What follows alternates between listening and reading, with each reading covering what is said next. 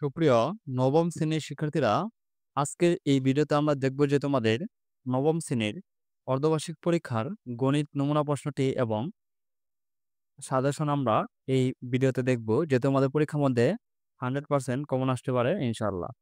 তোমরা যারা এখন আমাদের চ্যানেলটি সাবস্ক্রাইব করে নাই, সাবস্ক্রাইব করে পাশেই থাকবে, আর যারা সাবস্ক্রাইব করেছ তাদেরকে অসংখ্য ধন্যবাদ। চলো আমরা দেখে নেই যে তোমাদের পরীক্ষার মধ্যে এই 30 থাকবে হচ্ছে কি বহু নির্বাচনী প্রশ্নের মধ্যে এই 30 থাকবে, আর সর্বমোট নাম্বার হচ্ছে 100। এটি তোমরা কয়েকটি পরীক্ষা দিয়েছ, এটি তোমরা জানো যে তোমরা কিভাবে বর্ড করবে। এখন আমরা দেখে নেই যে তোমাদের যে সংক্ষিপ্ত প্রশ্ন থাকবে এবং সৃজনশীল থাকবে। তোমাদের সংক্ষিপ্ত প্রশ্ন থাকবে 15টি, 15টির মধ্যে তোমাদের 10টি প্রশ্নের উত্তর দিতে হবে।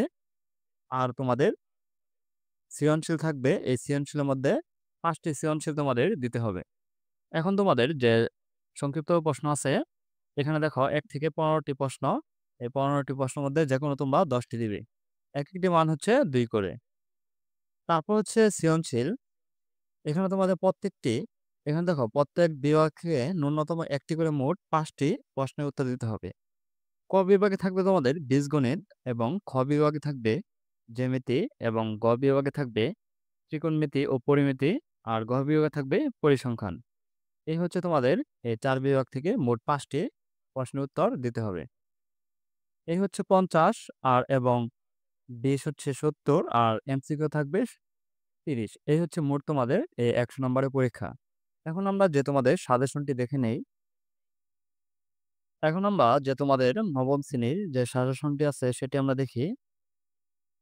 যে প্রথম অধ্যায় হচ্ছে তোমাদের বাস্তব সংখ্যা।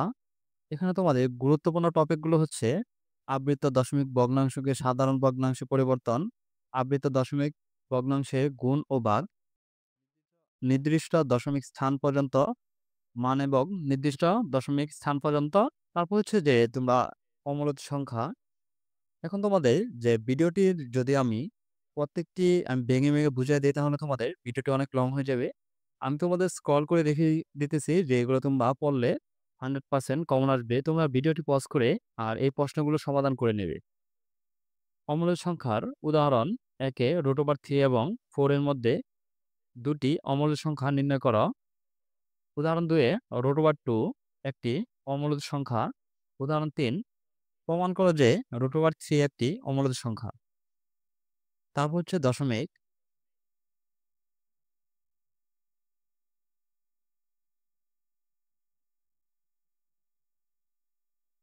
আর এটা হচ্ছে সরল করো। দ্বিতীয় অধ্যায় থেকে তোমরা function, set, function, domain, set ফাংশনের পদ্ধতি, এই ফাংশন থেকে এবং সেট, শক্তি সেট, এবং এটি থেকে তোমাদের যে প্রশ্ন আসতে পারে এগুলো তোমাদের 100% প্রশ্ন আসতে পারে। যে সেট প্রকাশের পদ্ধতি, এই সেটগুলো পড়বে। উদাহরণ 1, 2 নিচের সংখ্যাগুলোকে তালিকা পদ্ধতিতে প্রকাশ করো। নিচের সংখ্যাগুলোকে সেট গঠন পদ্ধতিতে প্রকাশ করো এটি। তারপর হচ্ছে আমরা তৃতীয় অধ্যায় দেখি।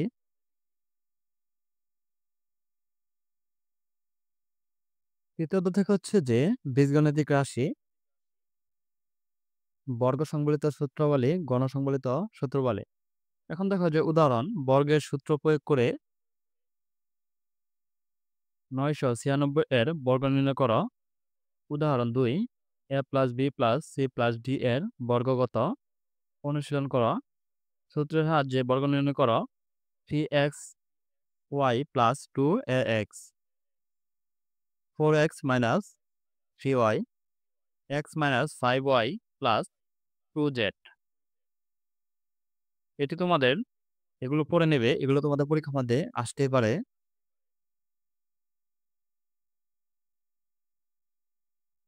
তারপর আমরা তৃতীয় অধ্যায় থেকে যে কয়েকটি প্রশ্ন দেখি।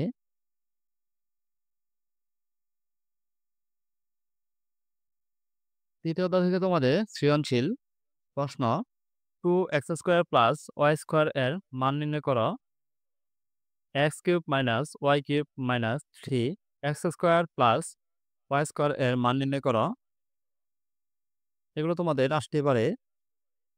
আর তোমরা যদি এই সবগুলো প্রশ্নের যে সিলেবাসের সমাধান চাও তাহলে অবশ্যই কমেন্টে জানিয়ে দেবে।